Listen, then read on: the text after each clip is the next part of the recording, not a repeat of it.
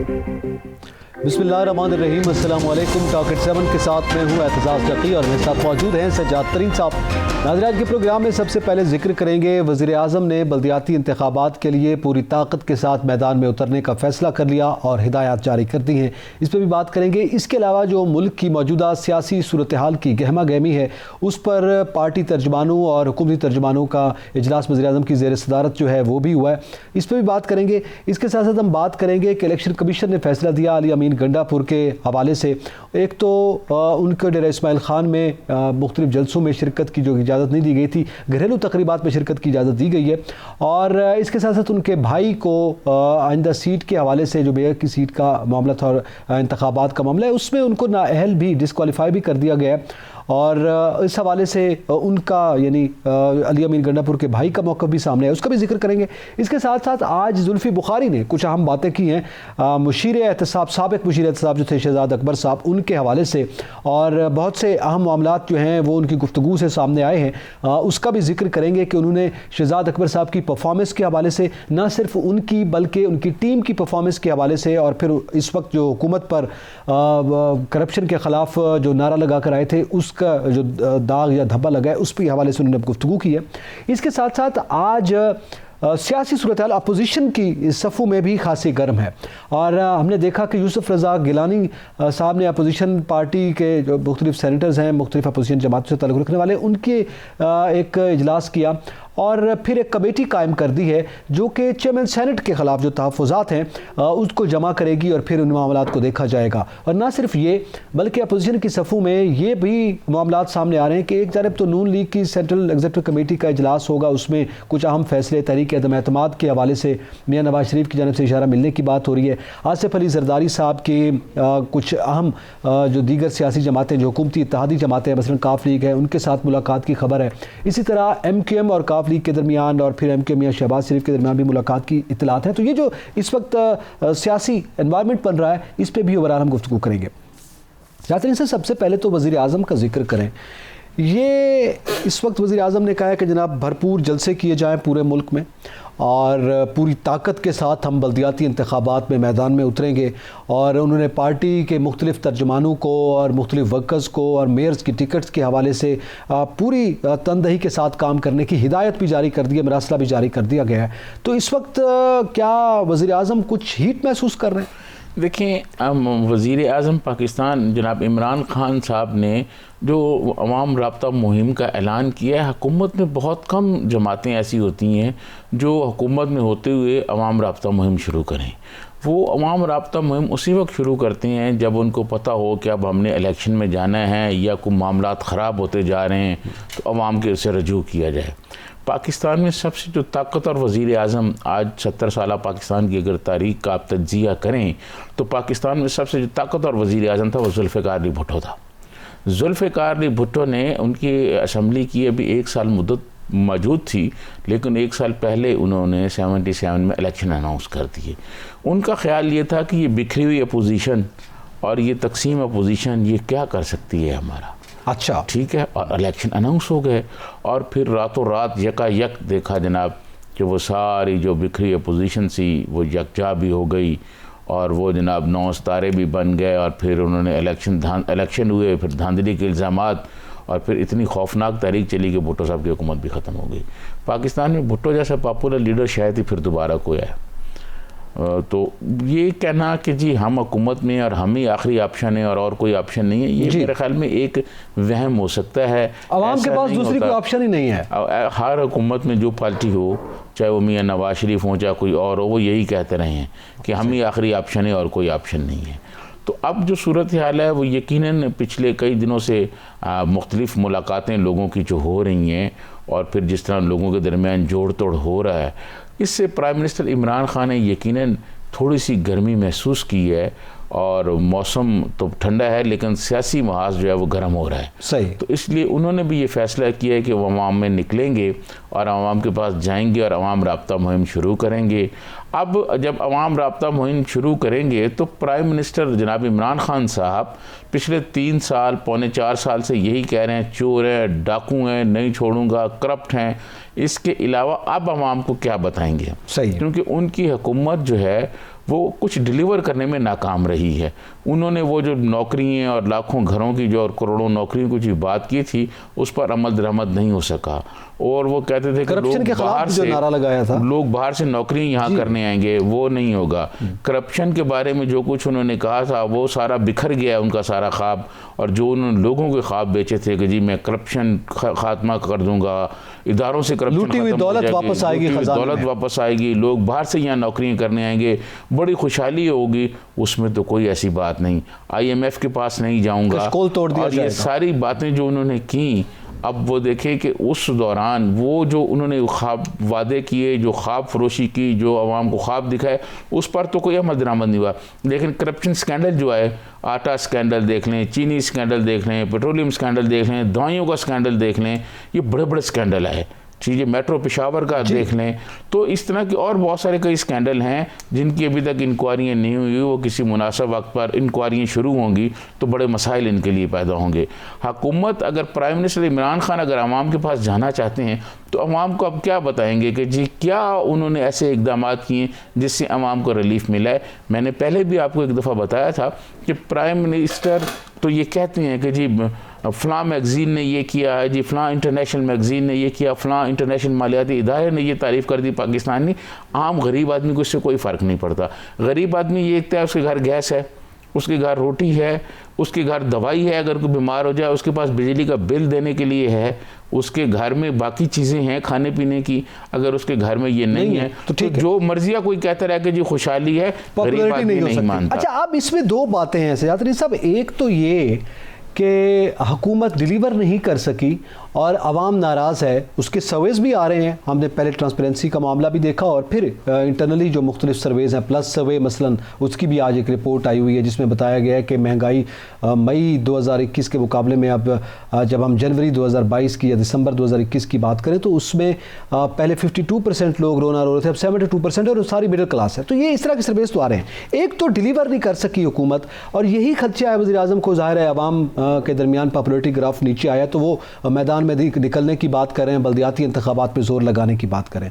और दूसरा जो सियासी सफबंदी अपोजिशन की हो रही है उधर से भी वो कोई फील कर रहे हैं, वो भी एक वजह है। मैं समझता हूँ कि अपोजिशन की जो सफबंदी हो रही है वो यकीनन काफ़ी परेशान कुन है। ये चौधरी फवाद साहब हमारे दोस्त हैं, जो मर्जी है ये कहते रहें, लेकिन ऐसी बात नहीं है जो वो बयान कर रहे हैं। बहुत सारी बातें नकी साहब मेरे इल्म में हैं जो फ्यूचर में होने वाली हैं अगले 1-2 हफ्तों में, लेकिन अभी मैं ऑन एयर कहना नहीं चाहता। बहुत सारी चीज़ें जो हैं वो हमारे इल्म में हैं। आपको याद होगा कि मैंने चंद हफ्ते पहले अपने प्रोग्राम में ये कहा था कि मार्च में डबल मार्च और अगस्त में अबाउट रन के इम्कानात हैं जी। तो ये बहुत सारी चीज़ें जो हैं उस तरफ जा रही हैं। ये जो मुलाकातें हो रही हैं इनकी सारी सूरत देखें। प्राइम मिनिस्टर इमरान खान के पास सब इंटेलिजेंस एजेंसियाँ भी हैं और IB भी उनके पास है, वो उनको रिपोर्ट्स दे रही होंगी। और ये ऐसे नहीं है कि ये जो मुलाकातें हो रही हैं कोई किसी के घर जा रहा है तो कोई चाय पीने के लिए तो नहीं जा रहा ना। ये बिल्कुल आपने अचानक देखा है कि माहौल जो है ये बिल्कुल तब्दील हो गया है। में तेजी आ रही है। आने वाले अगले 2 हफ्तों में आप देखेंगे कि मुलाकातें और तेज़ हो जाएंगी और माहौल और गर्म हो जाएगा और बहुत सारी चीज़ें मैच्योर होकर सामने आ जाएंगी। तो वो सारी चीज़ों को मुकाबला करने के लिए, उनको काउंटर करने के लिए प्राइम मिनिस्टर इमरान खान ने ये फैसला किया है कि वो अवाम में जाएंगे और अपना नुक्ता नज़र अवाम में पेश करेंगे। और मैं समझता हूँ कि प्राइम मिनिस्टर इमरान खान के पास अवाम को अब बताने के लिए सिवाय इसके क्या है कि वो 3 साल 3.5 साल पौने 4 साल उनकी हुकूमत हुई है। वो बताएंगे ना परफॉर्मेंस में क्या परफॉर्मेंस है जी। सेहत कार्ड, आप सेहत कार्ड पर हमने पहले भी कई प्रोग्राम किए हैं, हम और भी करेंगे। सेहत कार्ड की ये सूरत हाल है कि उसमें टेस्ट नहीं है, उसमें कोई जब तक आप दाखिल हो जाएं, मैंने पिछले प्रोग्राम में आपको बताया था कि मुजफ्फरगढ़ से मुझे एक फ़ोन करके एक साहब ने बताया कि जी मुझे कैंसर हो गया है, मुझे कैंसर के बारे में बताया गया है। लेकिन जब मैं वो कार्ड लेके हॉस्पिटल गया हूँ तो वो कहते हैं पहले 28-28 हज़ार रुपये का टेस्ट कराओ। उसके लिए पैसे दो, वो कार्ड पे नहीं होते। ये सर, ये जो सेहत कार्ड है ना, प्राइम मिनिस्टर इमरान खान को उनके करीबी दोस्त यही कह रहे हैं, ये भुट्टो साहब को भी उनके करीबी दोस्तों ने यही कहा था कि इलेक्शन अनाउंस करा दें जी, आप बड़े पॉपुलर हैं, कोई भी आपको कुछ नहीं कह सकता। तो आपने बड़े काम किए, और भुट्टो साहब ने तो किए थे काम, इसमें कोई शक नहीं। भुट्टो साहब ने यूनिवर्सिटियाँ बनाई, शनाख्ती कार्ड दिया, पासपोर्ट आम किया, और बहुत सारी चीज़ें हैं। लेकिन प्राइम मिनिस्टर इमरान खान ने ऐसा कोई काम नहीं किया जो वो अवाम को बता सकें। ये जो सेहत कार्ड है जो लोग इस्तेमाल कर रहे हैं वही शिकायत कर रहे हैं, और जितने पैसे, जितने अरबों रुपए ये सेहत कार्ड पे लगे हैं, अगर यही पैसे नए हॉस्पिटल बन जाते तो ये प्राइम मिनिस्टर इमरान खान की हुकूमत ख़त्म भी हो जाती, लोग याद करते कि जनाब ये हॉस्पिटल इमरान खान साहब ने बनाए। अच्छा, एक तो अब जैसे ये मुआशी सूरत हाल है, ज़ाहिर है वो तो यही परफॉर्मेंस बताने की कोशिश करेंगे या मजबूरियाँ बताएंगे, जो भी है उसमें पिछली हुकूमत पे भी डालेंगे। ये हम आइंदा दिनों में बल्दियाती इंतखाबात के जब जलसे PTI के होंगे तो हमें वही बातें सुनने को मिलेंगी। लेकिन उसके साथ साथ हम जब ये बात करते हैं मुख्तलिफ इदारों के हवाले से, तो कुछ मुश्किलात इलेक्शन कमीशन की जानिब से भी ज़ाहिर है PTI को फेस करनी पड़ रही हैं। इससे पहले हमने बहुत से ऐसे मनाजिर देखे हैं जिसमें उनको रेजिस्टेंस है, लेकिन इलेक्शन कमीशन ने अली अमीन गंडापुर साहब जो हैं, आपको पता है कि ये ख़ुद दाएं बाजू के तौर पर काम करते रहे हैं। दाएं बाजू से मेरी मुराद राइट हैंड है, जो कि इमरान खान साहब के। इसी तरह इनके भाई को इलेक्शन कमीशन ने नाअहल करार दे दिया। ख़ुद इन पर डेर इस्माइल ख़ान में रूल्स की खिलाफ वर्जी पर जो है पहले पाबंदी आयद की गई। अब उन्होंने दरख्वास्त की थी कि उनकी घरेलू तकरीब है, शादी में शिरकत करना चाहते हैं, तो उस पर अभी उनको अलाउ किया गया है। तो इस तरह की मुश्किलात तो आ रही हैं। देखिए, मैं आपको अर्ज़ करूँ कि जो चीफ़ इलेक्शन कमिश्नर हैं जलाल सुल्तान सिकंदर साहब, राजा जलाल सुल्तान सिकंदर साहब, मैं उनको बहुत ज़माने से जानता हूँ, ठीक है। वो बड़े ज़बरदस्त डेड ऑनेस्ट आदमी, कॉम्पिटेंट आदमी हैं, और वो चीज़ों को समझने वाले आदमी हैं। वो जब डायरेक्टर थे CDA में, तो उस वक्त मखदूम फैसल सलाह वज़ीर दाखिला थे, उन्होंने उनकी बात नहीं मानी थी। उन्होंने कहा मुझे चेंज कर दें, मैं ये नहीं कर सकता कि कोई नाजायज़ सिफारिश मानो, जबकि उस वक्त CDA वज़ारत दाखिला के मतहत थी। ये उन्होंने जो सियालकोट में जो इलेक्शन हुआ और वहाँ जो कुछ हुआ और जो उसकी रिपोर्ट वो आई, मैं समझता हूँ ये वही दे सकते थे। इलेक्शन कमीशन का उन्होंने बतौर इदारा जो किरदार है वो सामने लेके आए हैं, और उसी की वजह से उन्होंने उनको नाइल कर दिया। जब वो उनके इलेक्शन कमीशन कहेगा कि ये काम नहीं करना और जो वो करेंगे तो फिर वो यही करेंगे। तो इस सूरत हाल में ज़ाहिर है फिर सियासी मुश्किलात तो PTI के लिए बढ़ रही हैं, क्योंकि ये बड़ा नाजुक वक्त है मौजूदा हुकूमत के लिए। इस पर मज़ीद भी बात करते हैं। जुल्फ़ी बुखारी साहब ने भी कुछ बातें की हैं, उसका भी जिक्र करेंगे। यहाँ पे वक्त तो एक ब्रेक का, हमारे साथ रहिएगा।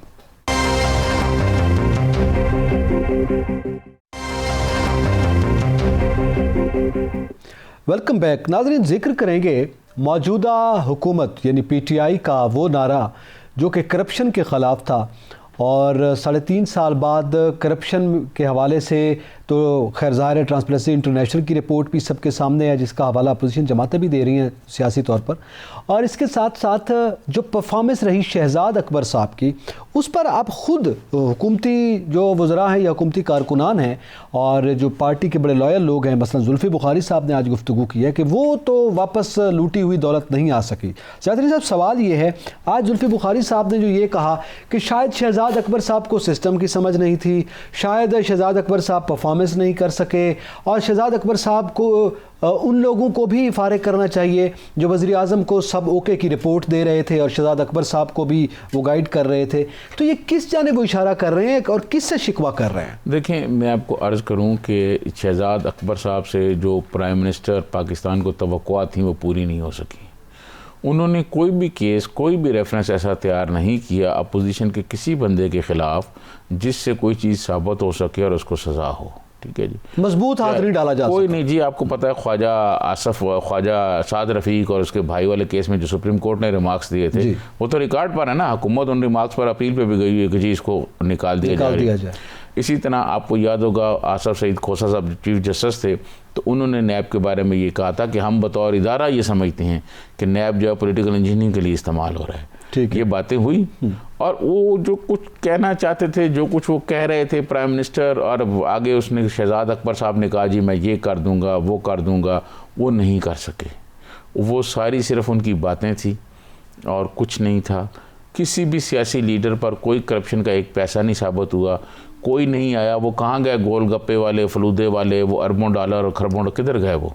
ठीक है। वो जी फलाने के अकाउंट में इतने अरब आए हैं, अच्छा, फलाने के अकाउंट में इतने अरब आए हैं। मुझे अगर आप इजाज़त दें पहले ज़रा सुन लें जुल्फी बुखारी साहब क्या कह रहे हैं। तो जाहिर है फिर जुल्फी बुखारी साहब किस लिए बात कर रहे हैं, ज़रा पहले सुनाएं जी जुल्फी बुखारी साहब क्या कह रहे हैं, फिर इस पर बात करते हैं। एडवाइज़र साहब शहजाद अख्तर साहब की बात है, लेकिन शायद अगर वो परफॉर्म जो खान साहब कहते हैं नहीं कर पाए तो उसमें कई वजूहत हैं। उन्होंने शायद अच्छी टीम्स नहीं रखी हुई हों, शायद वो खुद इस सिस्टम के उनको समझ नहीं थी, या वो उस किस्म इतने शायद बेहतरीन लॉयर नहीं थे। कतन गलत है कि सिर्फ शहजाद अकबर को आप फ्रॉम अंडर द बस अकेले, मतलब कि शहजाद अकबर साहब 3.5 साल थे, तो जो लोग पेश करते थे रिपोर्ट्स पीएम साहब को कि शहजाद अकबर ज़बरदस्त काम कर रहे हैं, तो वो भी सामने आए, उनकी भी छुट्टी होनी चाहिए कि अगर वो भी बता रहे थे कि बहुत ज़बरदस्त काम कर रहे हैं और अब पीएम साहब को पता चला कि नहीं इतना अच्छा काम कर रहे हैं।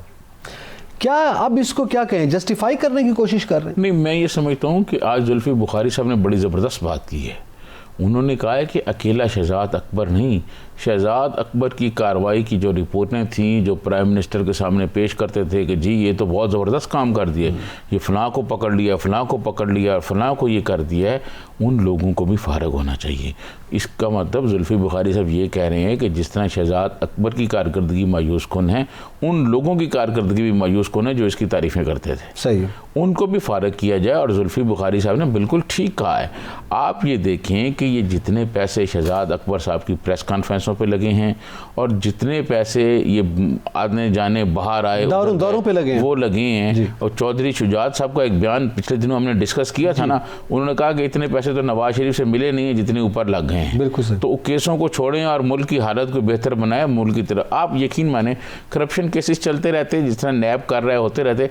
अगर ये हुकूमत की बेहतरीन परफॉर्मेंस होती, लोग आज सुखी होते, उनको इलाज मिल रहा होता, उनको इंसाफ सस्ता मिल रहा होता, उनको उनके बच्चों को तालीम मिल रही होती, सस्ती तालीम मिल रही होती और तालीम का माहौल बेहतर हो चुका होता। गरीब आदमी के लिए नौकरियों के कोई वसाइल पैदा कर लिए जाते, कुछ लोगों को नौकरियां दी पॉलिसी नहीं थी जाती। आप यकीन करें कि लोग आज इमरान खान को ये भूल जाते कि नैब का कोई एहतसाब किसी ने किया है नहीं किया, वो कहते जी हमारे बच्चे को नौकरी तो मिल गई है ना। नहीं, अब ये जिन जानिब इशारा कर रहे हैं, क्या जुल्फी बुखारी साहब हम ये समझें कोई मैसेज दे रहे हैं, या मैसेज पब्लिक को दे रहे हैं, या वज़ीर आज़म को दे रहे हैं, या फिर उन्होंने एक तजिया की एक राय दी है अपनी, ये जो कह रहे हैं दीगर लोगों को भी फारिग किया जाए, क्या तवक्को? मैं समझता हूँ उन्होंने मुतालबा किया है। मुतालबा किया तो क्या आने वाले दिनों में मुतालबे पर अमल दरामद नजर आ रहा है? मुतालबे पर बेशक अमल दरामद नजर आए या ना आए, लेकिन बारिश का पहला कतरा है जी। आप देखेंगे आने वाले दिनों में पार्टी के और लोग भी कहेंगे। पहला कतरा तो परवेज़ खटक साहब से शुरू हो गया, नूर आलम खान से शुरू हुआ। परवेज़ खटक साहब ने और नूर आलम साहब ने तो हुकूमत की पॉलिसियों पर तनकीद की ना, इन्होंने नैब की पॉलिसियों पर तनकीद की, नैब पर शहजाद अकबर साहब। और शहजाद अकबर साहब के साथ जो लोग थे जो कहते थे वाह जी बड़ी अच्छी इन्होंने। शहजाद अकबर को किसने बहुत प्राइम मिनिस्टर इमरान खान ने किया, प्राइम मिनिस्टर इमरान खान ने किया ना, लेकिन उनके साथ जो उनके वो हवारी जो उनकी तारीफें करते थे कि जी ये शहजाद अकबर साहब तो बहुत जबरदस्त काम कर रहे हैं, वो उन सब लोगों को उन्होंने बाकायदा फारिग करने का उन्होंने कहा फारिग किया जाए। ये प्राइम मिनिस्टर इमरान खान को उन्होंने एक मुतालबा किया है। और मैं समझता हूँ कि प्राइम मिनिस्टर इमरान खान को ये लोगों को बताना चाहिए कि क्या उन्होंने जो कुछ कहा कि जी नैब का इदारा होगा, करप्शन ख़त्म होगी, तो और लोगों को वो क्यों नहीं हो सकी, और शहजाद अकबर साहब जो हैं वो नाकाम हुए तो उसकी वजूहात क्या थी, वो अब कौम के सामने ले आए। प्राइम मिनिस्टर वजाहत करनी चाहिए, आप समझते हैं प्राइम मिनिस्टर को। और ज़ाहिर है अब ये सिलसिला शुरू हो गया है, हुकूमत की जानिब से उसके मुख्तलिफ अराकीन जो हैं वो उस पर बोलना शुरू हुए हैं। इसके अलावा जो अपोजिशन की सबबंदी है उसका जिक्र करेंगे, ब्रेक के बाद हमारे साथ रहिएगा।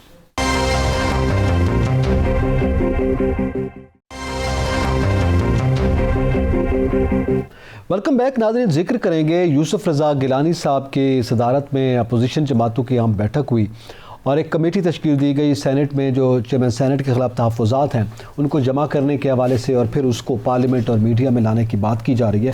नाज़रीन साहब, ये यूसुफ रज़ा गिलानी साहब चेयरमैन सेनेट के ख़िलाफ़ क्या कोई सफ़बंदी कर रहे हैं?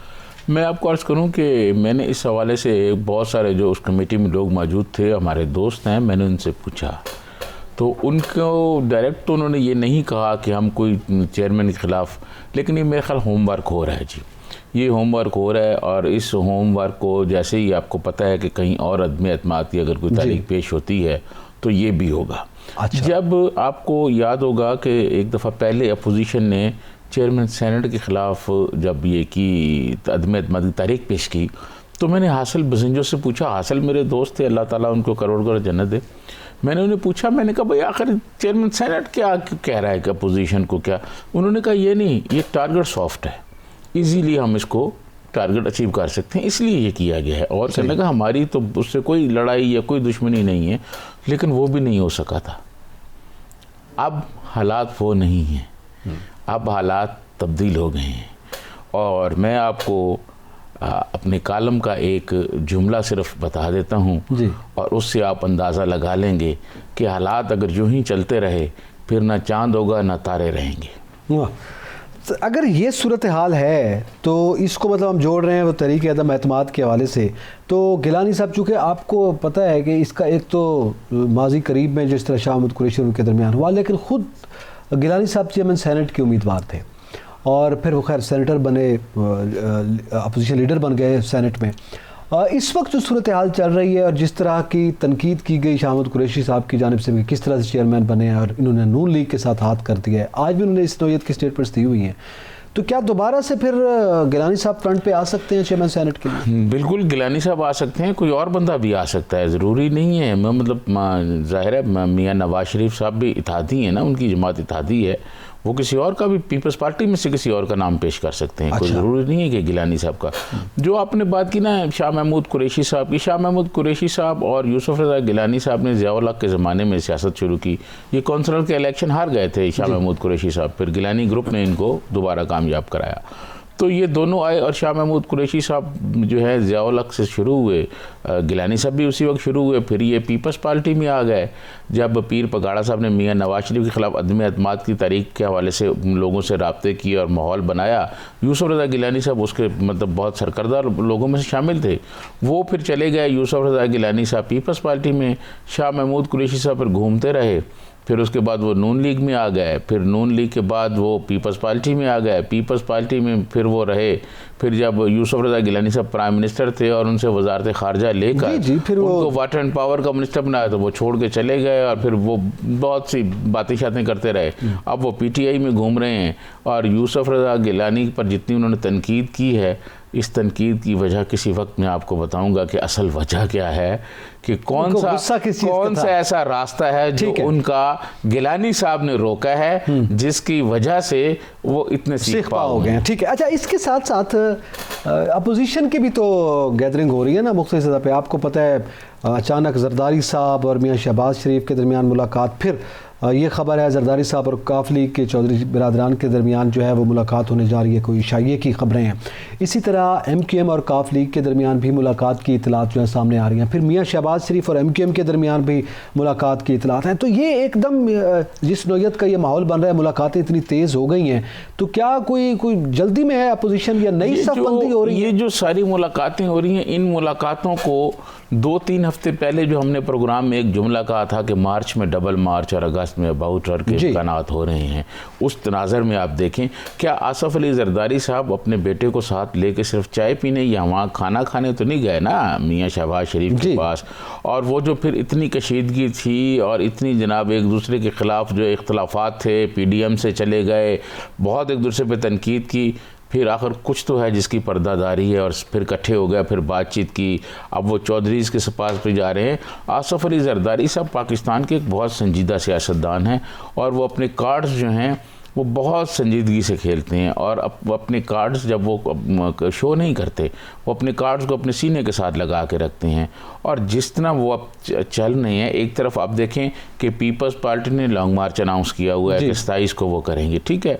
दूसरी तरफ ये सूरत हाल की जा रही है कि सड़कों पर भी दबाव डाला जाए, पार्लियामेंट्स में भी दबाव रखा जाए और ये जो है इन सब लोगों को आपस में जमा किया जाए। अब देखें MQM वाले, देखें सियासत में कोई दुश्मनी नहीं होती, ये कहा जाए कि जी कल के दुश्मन आज के दोस्त हैं, ऐसा नहीं होता। सियासत में ऐसा चलता है और पीपल्स पार्टी तो इस मामले में दुश्मनी और दोस्ती का कोई वो नहीं है। वो सियासत में दोस्ती होती है, मैं आपको अर्ज करूं कि जुल्फ़िकार अली भुट्टो को जिन लोगों ने कहा था कि कोहाले के पुल पर फांसी दी जाए, मोहतरमा नुसरत भुट्टो ने MRD जब बनाई तो भुट्टो साहब के ड्राइंग रूम में उन लोगों को बुला के उनको शामिल किया। ठीक है, भुट्टो साहब के जो बदतरीन मुखालफ तो MRD में साथ थे, तो पीपल्स पार्टी मुखालिफिन के साथ पहले भी चलती रही। फिर मोहतरमा बेनज़ीर भुट्टो ने मिसा के जमहूरियत किया मियां नवाज शरीफ के साथ।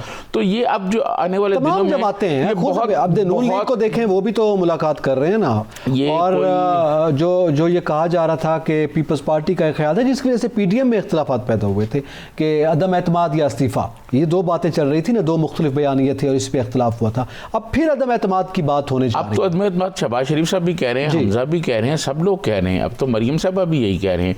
तो वो जब आसफ अली जरदारी साहब मिलने के लिए गए तो उस वक्त मुस्लिम लीग के दोनों बयानियाँ इकट्ठे थे। मफामत वाले बयानिया जो शहबाज शरीफ साहब का था और मज़ामत वाला बयानिया जो मोहतरमा मरियम नवाज साहबा का था, वो दोनों बयानिया इकट्ठे हो गए थे और साथ हो गए हैं। उधर से वो आसफ अली जरदारी साहब और बिलावल साहब भी साथ हैं। पीछे मौलाना साहब रह गए मेरे ख्याल में। नहीं, अपनी सेंट्रल एग्जीक्यूटिव को उन्होंने बुलाया हुआ है, सेंट्रल कमेटी का इजलास, उसमें वो सारी बातें बताएंगे और उसके बाद आप देखिएगा PDM के सामने शहबाज शरीफ साहब से सारी चीज़ें रखेंगे। और कुछ तो है जिसकी पर्दादारी है। और आखिरी जुमला यह है कि आने वाले चंद हफ्तों में आप देखेंगे, दो तीन हफ्तों में आप देखेंगे कि सियासी मंजरनामा और गर्म हो जाएगा और तब्दीली की तरफ आपको चीज़ें नज़र आ जाएंगी। ठीक है, यानी मौसम चेंज के साथ सियासी माहौल और मौसम भी चेंज हो जाएगा और नई सफ़बंदी हमें देखने में मिलेगी। इसी के साथ ही एतजाज़ नकीर से जाते हैं, इनको इजाज़त दीजिए। अल्लाह हाफ़िज़।